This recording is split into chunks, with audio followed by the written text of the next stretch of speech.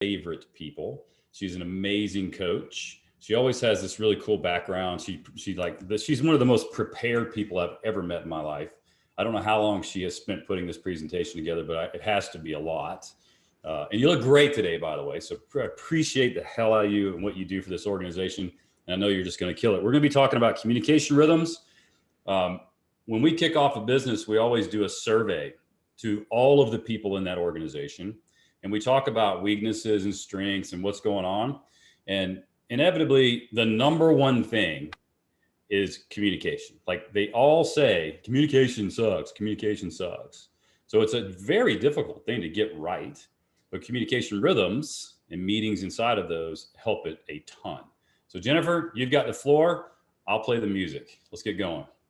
Thanks, AB. Also, I like Camus, so I'm right there with Dr. P and Mexican food. So, all right. So show of hands, who is already doing a daily huddle? All right, flipping through. Keep them up if you're doing a weekly huddle. All right, and here's the test. Leave them up if you're holding top 2-week top task reviews, or what we call 2-weekers within Petra, consistently in the organization. Yep. So some of you are doing them. Today, we're going to talk about daily huddle, weekly huddle, and what we call the 2-weeker at Petra. Vern talked a lot about this morning, and it connects right here to meeting rhythms. So what you do each day impacts the long-term strategy of your business. And it starts with these communication rhythms and accountability and touch points within them. And David even shared the SBA predicts that inefficiencies add up to $3 billion of losses. Part of that solution is right here in this meeting rhythm. So I don't want you guys to just go check the box and say, we're doing it. I raised my hand, we're doing it. Are you adding value to the organization through your meeting rhythms? So some of you are already doing these daily huddles, weekly huddles. I think we could probably be using 2-weekers a little bit better in our organizations. If you're just starting out on any of these, after today, you'll be able to share these and start rolling them out and training your team. If you've been doing these a while and you've gotten off track, because we know that happens, you'll have some good, or I see Jason nodding his head. We'll have some good reminders of what you need to go do to go back and adjust to make sure these are adding value. Or I think many of us can be using this 2-weeker meeting much more effectively in our organization. So stick around for that toward the end, and we'll learn about how we can impact the growth of leaders in your organization through those. So Emily, I think we have a poll. You ready for my poll? This poll should pop up on your screen here shortly. I want you to answer on a scale of 1 to 10. How effective are your meeting rhythms right now on a scale of 1 to 10? And effective means they're consistent, they aren't time wasters, they drive information quickly and accurately throughout the business, they have agendas, they feel productive. You walk away going, dang, that was a great meeting, right? Nobody say 7. Yeah, Jeff, you must be coached by JT. He loves that 7. It's an inside joke we can share in the chat. All right, so we're hovering at like 6, 7, 8. That's good. That's great to hear, because most of you guys are coached by Petra. So hopefully today you will see some things that you can do to make them even better. While we're waiting for those results, I saw this quote the other day. I'll share it on my screen. If you are persistent, you will get it. If you are consistent, you will keep it. So discipline leads to consistency, right? Discipline helps you make the right choice for your goals today, then tomorrow, then the next day, so that you become consistent in your behavior. Nothing will help you achieve your goals more than that repeatedly doing the actions that lead to those goals. So this is that discipline thing, right? It's called the Rockefeller habits for a reason. And just like the habits in our own lives, we have habits in our business that ebb and flow and need to be adjusted and reminded of that cadence and that commitment. So have we shared the poll results? Yeah. So we're hovering 8 was good. Some of you scored it a 7. I'll let JT explain that one during a break. And, no 10s, right? So there's always room for improvement. So hopefully you'll find some improvement today. So we have to stay consistent, and keep the discipline in these meeting rhythms. In the next 45 minutes, we're going to talk about daily huddle, weekly huddle, 2-weekers. And if you take these to the letter, not your version of these, it's going to cut down on 30 to 40% of your internal emails. Those lean up against the door meetings, you're going to reclaim your time in the day. Your leaders will reclaim their time in the organization, and they will also grow as a result of the communication within the organization. So there's a couple of pages in your playbook. We're going to start on page 11 for the communication rhythms. And I think it's at page 24, there's a list of where you can ask coach questions. And then you also have a who, what, when. So sort of have those out. If you haven't printed those out, go ahead and print out at least the who, what, when, and the questions for your coach. So because we'll stay on after this, just like we did for David's presentation, to answer any questions that you have. So let's start with that daily huddle. We like to call this the bedrock of our meeting rhythms. And we sort of have this running thing, and internally we say daily huddle, how well an organization rolls out daily huddle is an indicator of how well you will execute on the other pieces of the Rockefeller habits. So it is so important to get this one right. This meeting is about shared consciousness of the organization. What can we all learn at the same time? And I think this particular quote from Vern earlier, we go from a know-it-all culture to a learn-it-all culture, is right here in this daily huddle. What can we do? What can we learn all at the same time? And what is that shared consciousness? These are relevant updates, relevant to the team. Don't get hung up on relevant to the entire team. It doesn't have to be every single person. If it's relevant to 1 or 2 people, still share it if it's an outcome that is relevant. And you're updating these things, these headlines in your world. So on page 11, you'll see that agenda. And 12 is a little worksheet that you can use to start filling these out. I don't need to read this to you word for word, but I do want to share some things with you that will either help you get started or help you keep the consistency of a good daily huddle. And maybe we can type in the chat box. There are videos of daily huddles on our website. You go to petracoach.com, click the resources button, and scroll all the way down, almost to the bottom, I think, or the bottom. It says daily huddles. There are like 5 or 6 videos there where you can see what those actually look like. So what these look like are, you will meet for 10 to 15 minutes a day. You're going to join on Zoom if you were virtual, videos on, right? We like to see faces. And then that huddle leader is going to start on time and call on somebody to get started. I'll share my screen here to show you an example of a good daily huddle update. So that huddle leader starts the huddle on time, calls on somebody to go first. And then that person's going to read their huddle update, that round 1, what's up, and then call on somebody to go next. So on your screen is an example of a good what's up section. And on the right-hand side is a bad one. You know, we see this when people start out or when they start getting off track. They're like, I answered emails.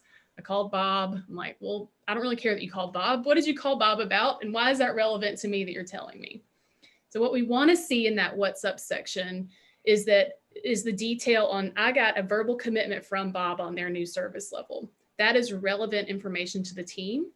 And that we are talking about things that are new that we need to bring back that happened from yesterday and things that we are committing to today. So we're coming prepared with our update, typed out, and we're reading it word for word, which is on that agenda. It says speed is key. That's how we keep this meeting to 10 to 15 minutes. So everyone reads that round 1, what's up, update. And then you start back at the top with the original person who started, and staying in the same order, you read your top tasks or your KPI update in round 2. So now we use a program called Align. I think we've already referred to this morning, to build out top tasks for the week. But if you aren't using that, you can use the worksheet on page 12 as a guide and report out on those KPIs and or completion of a project or whatever's relevant to your position. And you're going to be setting these for the week for yourself or for your team. If you just say, hey, I always need you to report out on the number of phone calls you made or the number of responses we got back on that survey. We're talking about those things in that KPI update. Makes it a lot easier if you're using a line though, for sure. And then once everyone has read round 2, you'll start back at the top with that original person who started, and staying in the same order, you're bringing any stucks and you're reading your top priority for the day in that last round, round 3. And so now these stucks are a big deal. You don't just want to go around sticking people, right? you use a stuck when you've reached out several times with clear expectations of a deadline by which you need an answer. And so if you have and they still haven't followed up or followed through, you can stuck them in that daily huddle and say, this is holding me back from completing something that is pressing for me, and I'm on a deadline and I've asked for it several times. We kind of hold those sacred. It's a big deal when you stuck somebody, right? When you stick somebody in a huddle. This top priority is super important. Today, I will. It's the one thing that you will do today that moves the business or something you are working on forward that is a priority for the company, or a piece of a task that is going to help complete a big priority. This isn't answering email or getting your inbox down to 0. You want to think outcomes. And so today I will get Sarah's approval on the new agreement language is much more clear than I'm going to call Dan today, right? And what do we want that outcome to be when we call Dan? We're committing to this. What I like to do is, has anybody heard eat the frog first thing in the morning? No, you haven't heard that, Emily? Okay, so it's the thing you don't want to do. Do that one first. Usually that's what I put as my top priority of the day. Now, you can also use Daily Huddle for core value shout outs, to share something you've learned the day before that's relevant to share, a quote that you liked. You can add some color and some personality to this. I think it's important to have fun, play music, do a cheer out at the end. You have the framework. Now put your culture's stamp on this Daily Huddle. So as a reminder, bedrock of our meeting rhythms. I am married to a man who is from Indiana. He's a big, big basketball fan. One of the first things he shared to me about basketball was John Wooden. Anybody heard of John Wooden? Famous guy. Yep. You probably have heard this before, and I think it relates to Daily Huddle.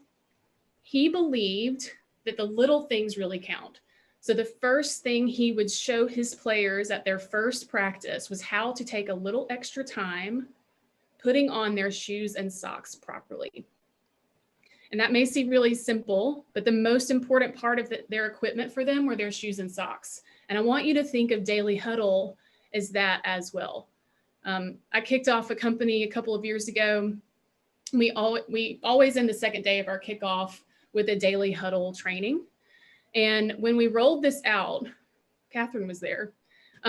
You would have thought we were asking them to break the law. They were dying, right? The team was just not going to do it.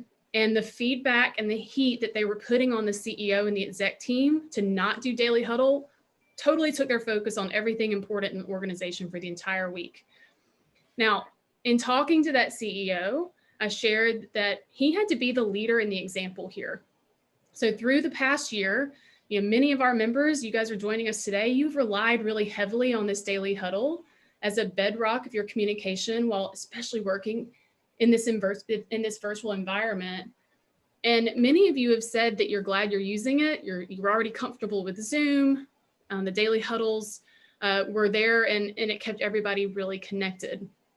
That same company and team now tell us that they can't imagine not having a Daily Huddle because it is so ingrained in their culture. And they say it saved their culture, saved their communication working in this past year. So if you aren't already doing these, your team is going to push back on them. You as CEO have to believe in it and have to lead by example. You have to be consistent and say, this is something we're doing. And if you don't get that part right, they're not going to work in your organization. You've got to participate, lead by example, and you have to teach them to put their shoes and socks on the right way, right? So when you start using Daily Huddle, we always see that your leadership team starts operating at a higher level.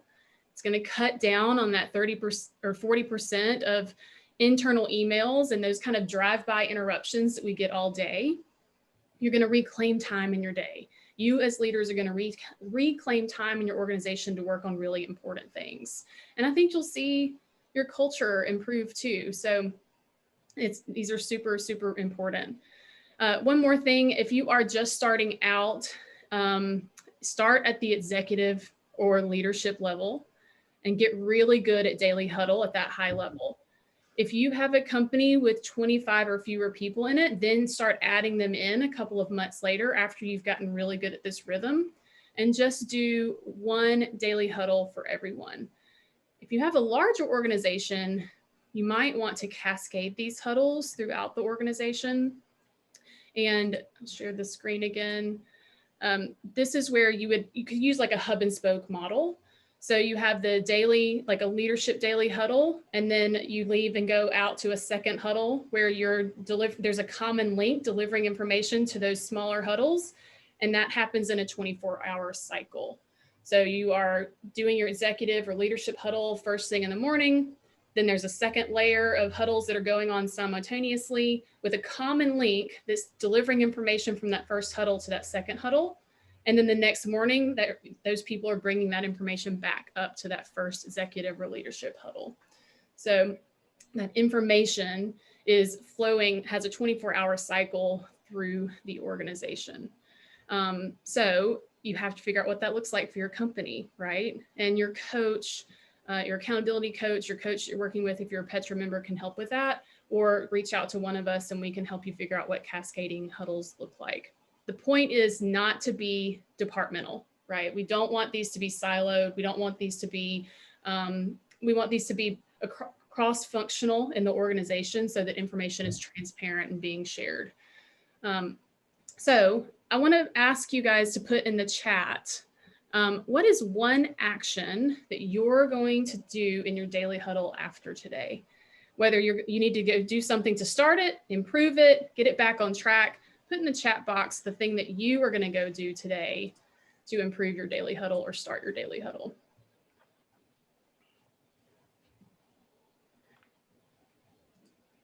Let's see some action, guys. What you got? KPIs with reports, core values shout out. That's awesome. I love that. Stay on after huddle to get the right people together and discuss and work towards a solution. Release everyone else to do so. Amen. We have a rule of 3 in a daily huddle. So if I ask Emily a question in my huddle update, she responds to me. That's 2 volleys. If you think about volleyball, bouncing it over the net, and then we volley one more time. And if it's not relevant to the entire team that's on that huddle, we just say, hey, take it online, just stay after huddle. That's a big time waster because we know we can all spiral out of control and keep people on that may not need to be there.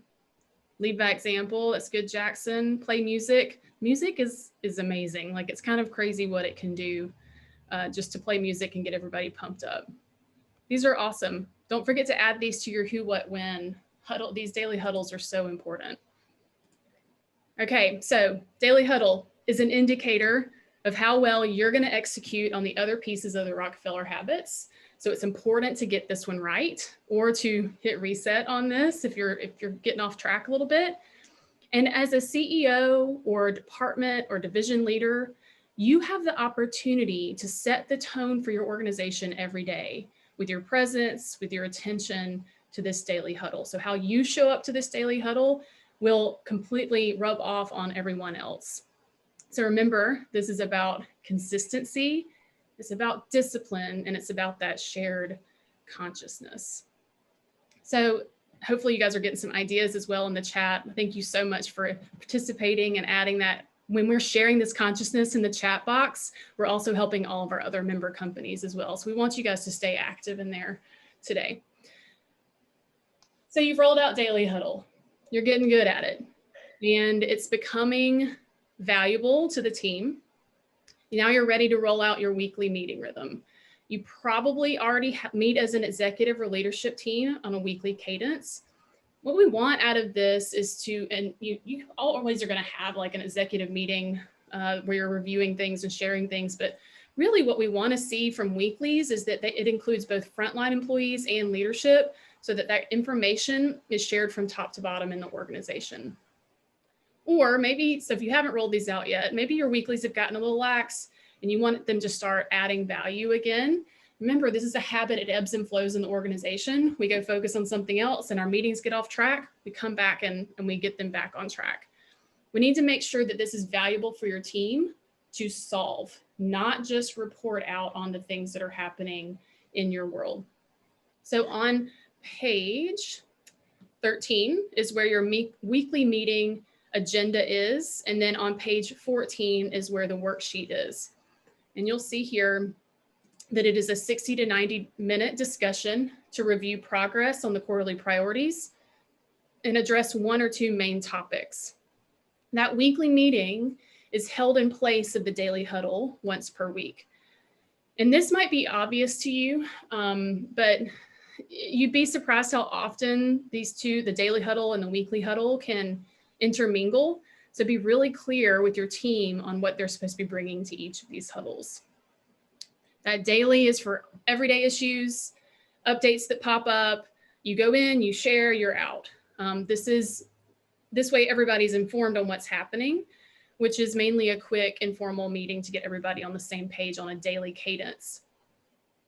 This weekly meeting is more focused on decision-making than the daily huddle is. So looking forward to the week ahead, not reporting out, but sharing and solving.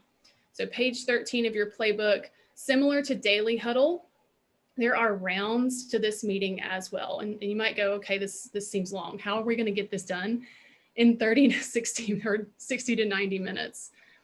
Meetings can always run long if they are not executed properly. And they can be a waste of everybody's time because of that. So you've got to run a tight ship. Pick the person who's going to run a tight ship and keep everyone on topic, and you will finish in that hour and a half. So the first one to run through, and I love Taylor put no agenda, no attenda. That's our phrase within Petra. If you host a meeting and there's no agenda, no outcome, I'm not showing up. We need to know what the outcomes are. So round one, share your, everybody comes prepared sharing their highs and lows. So this is another accountability touch point to kind of check in with your team. These things matter. And when we talk about these highs and lows, it's about vulnerability, and it also breeds trust in an organization, which is going to be more important than ever over the next couple of years. Obviously, the more substance here, the better, but this doesn't have to be your life's goal or a closely held secret. These are the important conversations that build rapport between the team. These can be seek to understand moments. So just like Daily Huddle, you're reading exactly what you wrote on a shared document or within a line, and you're doing a quick round to start the meeting. Once everybody's read that update, round two, you're reviewing your quarterly company priorities, and you have an owner give an update on that status of those, red, yellow, green. You'll see that here on the screen that I'm sharing here.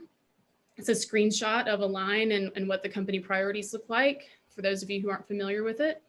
And you're looking for next steps from the owner to keep moving it forward. Not a long update, just a snapshot. Round three, you're looking at team performance. So we review the progress on any individual tasks. Again, not a long update. We're not reading out every single task, every single step. It's a broad update on where you are, and you'll do this every week, you know, what we're doing to move the company priorities forward. This is an accountability touch point that can be very powerful. Again, we use this program called Align. You can easily see the progress of people's performance and the team performance. Just that quick, I mean, it takes like less than 10 minutes, maybe even 5, just depending on how well things are going. So that fourth round, employee or customer feedback to review. Vern mentioned that this is the number of hours, not minutes, that you spend talking to customers that'll help you win the market. This is that intelligence that's going to help you win that market. This is the talk time. I can bet that some, maybe most, are skipping a deep dive on this in your weeklies if you are already doing a weekly huddle. So, this is where are there any reports that we need to review? Share that report, review it beforehand. Everyone come with their questions, include it in your update if it lives in your world. And we're doing a deep dive into customer and employee feedback. This is the section number 4, that 4th round, where you're sharing and you're solving. The best practice would be to fill this in prior to weekly. A good thing to ask yourself, is there anything I need to share with the team? Or is there anything that the team needs to help me solve? And each person's coming out with that filled out if applicable to them. Now, not everybody's going to have an update from every single person every single week, but making sure that if you have any big information to share, that you're sharing it with the team so they can review it before you attend this meeting, and they can come prepared having thought about it and digested the information so that the questions are already prepared. You need to be focused on the things that can be solved in 60 to 90 minutes. Looking forward to the week ahead. What do I need to share or solve this week? Example, like if you recently sent out an employee net promoter survey and you need to discuss those trends and assign someone an action item on that. Is your sales team seeing trends in the marketplace of a competitor moving in? What does that, what needs to be shared, solved, etc. I'd love for you guys to type in the chat again. For those of you who are already doing weekly huddles, let's help everybody brainstorm the type of content that you're bringing to weekly that is not a report out. Not a report out. So type in the chat box, what are some of the things that your teams are bringing to weekly that isn't just a report out? What kind of things are you sharing and solving? So this could be like an opportunity report from a sales perspective, leads that have come in. Maybe you have a big marketing launch happening and the team needs to review that. Maybe one of the sections as we get into the end of the year is reviewing budgets. So this is a good way to share the shared consciousness of this team to make sure we are upping our game on our weekly huddles. Oh, I love that, Kelly. Book study, that's awesome. Best practice shares, wins, start, stop, keeps. Talent assessment, David Pierce. Love it. Employee engagement, project retrospectives. Yeah, that's been big lately for a couple of my members as well, doing a postmortem on projects or some sort of big project in the organization. Really good. So be thinking about these things that are coming up, and if they cannot be solved in that 30 or that 60 to 90 minutes, put that in a parking lot. If it doesn't have to be solved right now or this week, it can be solved in a different weekly. It can go in a parking lot area. So we're always saying, hey, that's probably a parking lot item. I'm going to go ahead and add it. Or maybe there needs to be a separate meeting offline because it's just too big of something, or it's a different team that needs to go focus on this and solve it. So round 5 is that parking lot, like I just mentioned. You're looking at tapping into the collective intelligence of the team on 1 or 2 important topics that you've been collecting that don't require like a lot of urgency, but maybe there's an opportunity you want to go seize and this is the day you guys want to talk about it. This is giving you the opportunity to resolve 50 to 100 important things in 1 year, which can be really, really powerful. So this parking lot, again, things that are not as time sensitive, you've reviewed it ahead of time, and the person who's running this weekly meeting says, this is the thing I think we need to solve during this weekly. And sometimes with this, you won't get to the solution, but you've at least gathered the information and assigned someone to take it forward and bring it back with more information to the next weekly, or you've assembled a team to go solve it. Round 6 and 7. So it's important to have someone taking notes on action items, reviewing them at the end of the meeting, or sending out tasks within Align if you're using Align. Specifically noting the deadline. You guys know the drill. We're like, hey, by when all the time when we're talking to our members. That is a really, really powerful question. By when, W-H-E-N. And then lastly, rating your meeting. So this is one of the things that most people will skip, but if you do it, your meetings are going to get better. So do a quick round robin of a score on a scale of 0 to 10, just like we asked you at the beginning of this, how effective are your meetings? If you score less than a 9, you have to give a reason why. So maybe the CFO didn't come prepared with the numbers ahead of time and you didn't have time to review it, so the discussion wasn't as in depth as it needed to be. Maybe you got in the weeds on on something that could have been taken offline. If you're sharing these things, it's an opportunity to get better and improve.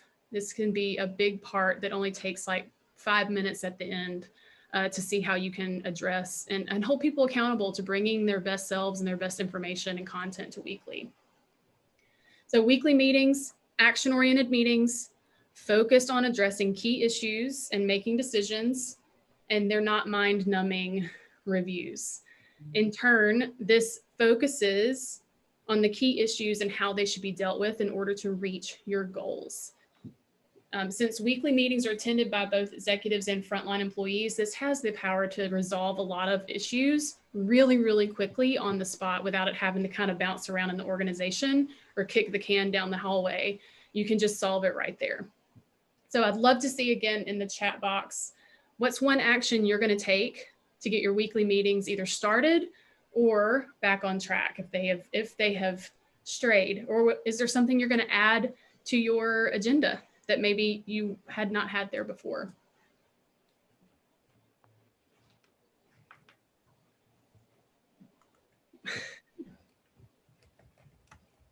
Todd, we have a guy that refuses to score above an 8.5, very specific. I bet he's a high C on the DISC profile because he doesn't believe in perfection. How do I deal with that? Thomas, I love that. Change it to the scale to 0 to 8.5. You know, I think if his feedback is valid on if the meeting can be better, you know, it might just be rolling with it. You know, you can always make a joke about it, but I think if it's valid feedback on the meeting, it's okay. There is always room for improvement. I think I never score a 10 on a talent assessment, or I never score a 10 on how I'm feeling on like my wheel of life when we're going to start doing those at the beginning of the year, because I think it can always be better. The team wasn't really responsive to it. I've switched to asking in 2 weekers if there's anything. That's a good call. I'm curious, maybe Jeff, we can talk during the break, or you can talk to your coach, you know, what is it that they're not responsive to? Is it this lack of vulnerability? There's not, you know, what is it that we need to be digging into to make sure that they're okay with sharing that information? Jeff, T-word, no try. All right, thanks Taylor for holding him accountable. So if you don't already have everyone in daily huddle, start that now. And after a few weeks, when your team is ready, layer in that weekly huddle. And then quality is the key here. Quality meetings are undeniably important to your organization's ability to scale. If you're working with a coach and you haven't rolled these meeting rhythms out, make sure to coordinate that with them and your accountability coach, because we can help train, we can help roll out and make sure that they go as smoothly as possible. If you just do these 2 things, your communication's automatically going to get better. But even better, there are the 2 weekers. We start to roll these out with our members pretty soon. So 2 weekers, you're on page, I believe, 15 of your playbook, where you can see, or 16, so you can see the agenda from a manager view and the team member view. So with a 2-weeker, you have the person who is doing the coaching and the person who is being coached. This is a coaching act. Remind me again, raise of hands, who's doing a 2-weeker? Who's doing 2-weekers in their organization?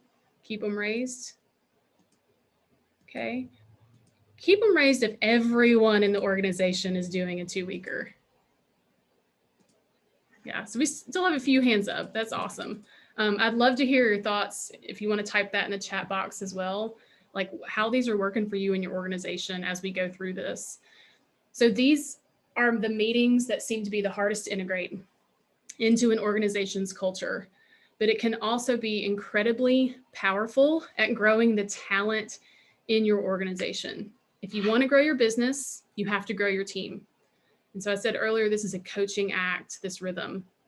This can be a part of career development and performance. You're continuing to grow and get to know each other as a team, find common ground, build trust. You're keeping people accountable, and you're staying accountable to making progress against your priorities. And you're getting that support and assistance that you need from your manager. So identifying those opportunities for professional development is key. The person who is being coached is the person who's pre-populating this agenda on page 16, okay? You have those two worksheets, 16 and 17. One is for the manager to use as their agenda, and one is for the person being coached. As the person being coached, they talk, you listen. If you're doing the coaching, they talk, you listen. You ask questions, and then you listen some more. This is their meeting. So on your agenda on page 16, you can see how you want to roll through these. You want to do the first things first. You want to capture that first meeting. You want to set the next meeting first. Many times we are running out of a meeting to go to another one, and you forget to put it on the calendar. So don't forget, you need to have time on the schedule for this. It's about that cadence. It's about that habit. So go ahead and schedule it and send that meeting invite first. So the cadence of these, we call it a 2-weeker or two-week top task review, because typically we want them to be every 2 weeks, right? Duh. But it could be 3 weeks, it could be 2.5 weeks. We just want you to get that rhythm going.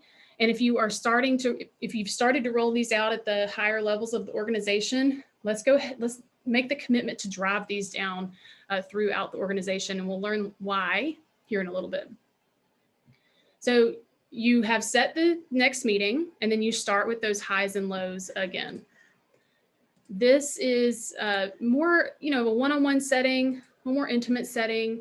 So you can get a little bit deeper here and more detailed. Now, this is not meant to be a therapy session by any means, but you can see where, if I had a friend or family member who was really sick, or my child had been home with the flu for 3 days, that as my peer or manager, that you might need to take that I might be like off my game, and I might need some support in some ways. You got to take those things into consideration. Like a business low. I've got a really big presentation this week. I'm really swamped until then. Now you know not to add anything into their plate afterwards. But these are the important conversations that are building rapport and can be a seek to understand moment. These are coaching moments, especially in these lows, looking for places of professional development, making note of the task to read a book or take a course or develop them in that area. Be asking what could you have done differently? Why do you think that didn't go as well as you thought? Why do you think that was so successful? And encouraging those actions again if something was successful. Remember, you are asking. If you want to help, it won't help learning more about how to ask good questions, there is a great book called The Coaching Habit. Short, simple read, wide margins, large font, 7 core questions that help you learn how to say less and ask more. And if you want something that's a little more of a story form, $1 Trillion Coach is a great book. It's also a really, really good listen from an audiobook standpoint. And it talks about the coaching mindset of a coach who coaches some of the top players of the game. So some of these questions are good to have in your back pocket. That 7 questions from The Coaching Habit, really good. It makes it less weird and more practical. So we want these to be a little bit more conversational than your weekly. Then you want to ask, what's the number one thing that you need help with? Thanks for putting that in the chat, Aaron and Chip. That's awesome.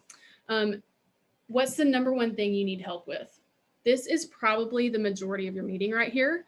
The person being coached is sharing ahead of time what they want you to help review or talk through. You're sharing reports, documents, background info, including that in their agenda before the meeting. You can discuss tactical things, but that's not the point of this meeting. You can solve things together here. The next section after that is priority review. So these next few sections are all about these accountability touch points, looking at priorities and tasks and their progress. Do a quick touch on those individual priorities, projects that live in their world, reviewing those, making sure you've identified any barriers, or you can help them see around the curves on something to get these to completion. You're going to review that top priority calendar in round 4. This is something that we use in Align. We pull that up, and this comes directly from that daily huddle top priority. My top priority of the day is pre-populated here, making sure that we are making progress. This is a chance to see, are they progressing toward their goals and their priorities? Are they productive?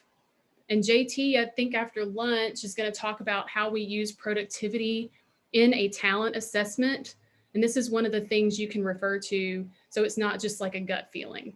Are they working on the right things? Is there something in their way that is pulling them away from things that they need to get done? So quick touch point on daily top priority calendar.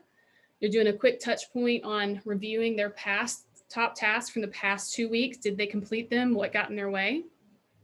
And then you're setting tasks out of the conversation that you had throughout the hour together, the 50 minutes together, creating top tasks for the next 2 weeks. If you are doing the coaching here in this 2-weeker, this is their meeting, not yours. Your job is to be supportive, is to help them achieve something. Help identifying top tasks and opportunities for improvement, how they can move things forward. If they need help with something, it's your job to figure out how to get them that help. The investment that we put into these is the value that we get out of them. There are only 25 of these per year. If you think about 25, 24 per year, we've got to make these count. So pulling through the competencies that are required for their role into this meeting and coaching them on professional or personal development is key to growing your team so you can grow the business. Helping them stay aligned to your strategic plan, improving communication, and getting a feel of the team and the team members. You guys, who's using annual reviews or quarterly reviews? Yeah. So, we can use these 2-weekers to pull through these areas of improvement. This gives you guys the opportunities to get real-time feedback. Instead of waiting for an annual or a quarterly review, we're meeting every 2 weeks. You can coach more frequently, and those behaviors that you're coaching on are going to stick more. So instead of waiting for the following year to talk about something that happened in August, you're just going to nip it in the bud right there and get ahead of it. Todd says they're using monthly. That's awesome. I love the comments in the chat. So today we talked about daily huddle, weekly huddle, and 2-weekers. If you are just starting out on any of these, you are now able to start rolling out this daily huddle or this weekly huddle or these 2-weekers. If you have a larger team, more than 20 to 30, think about using that cascading model for your daily and weekly. If you've been doing these a while and you've gotten off track, because we know this happens and because it's a habit, you're going to need to go back to your team and make sure that we're hitting reset, sharing some of these reminders of what to go back and adjust. And as I promise you that you get your time back. So yeah, I suggest always ask if somebody emails you, calls you, texts you, can this wait for daily huddle? You literally tell them, can that wait for daily huddle? And every time they come and say, hey, I got a question, can you share that in daily huddle tomorrow? Just start retraining that behavior. Same thing for weekly. If this, or can it wait for my 2-weeker? This may seem really small, but this mindset across the organization, top to bottom, can be a huge time saver and an inbox saver. So keep in mind, if you are persistent, you will get it. If you are consistent, you will keep it. This is that discipline. And just like the habits we have in our lives, these habits ebb and flow in our organization. We need to adjust that cadence and that commitment. So it's not about just checking the box and saying, hey, we're doing daily huddle, we're doing weekly huddle. We are making sure that this is a habit in the organization and it's being used in the right way. It's important, I think, now more than ever to make sure your communication and meetings are effective, especially if you're working virtually, because we don't have those water cooler conversations as much anymore. And hopefully today you have a list of things you can do to improve your meeting effectiveness. And you have a blueprint of what it looks like to roll out this to your team company-wide. You've got the agendas, you've got the worksheets. If you're not using Align, we can help you with what that looks like. But please, please, please ask your team, with your coach, ask your coach what your next steps are and let them help you train and create a plan for these meeting rhythms to drive them deep into the organization. So Andy, I'm all good. I think we're staying on for about 10, 15 minutes to answer any specific questions. We're gonna throw you a bit of a curveball, but give Jennifer a round of applause, lots of love, amazing job again. This is always a hot topic, you know, daily huddles, weekly meetings, 2-weekers, it feels like a lot. You have to go slow. You don't want to just start jamming all this stuff through the system all at once. You got to, you know, to make it a habit, you have to drip it in over the course of time. And you have to be really good at it before you just blow it out to everybody. So there's a lot of like nuance that goes into implementing any kind of a meeting rhythm system. So we're going to do something a little bit, Jennifer, different here. So, and it was Emily's idea. We're going to take you and a couple of 3 other coaches, and we're going to put you in a breakout room. Let's do So it. if anybody has any questions about the content that Jennifer just reviewed, if you'd like to join a breakout room where we got a little smaller group and we have a little more intimate interaction, just put your name or say, put me in the breakout room. Do that in chat now.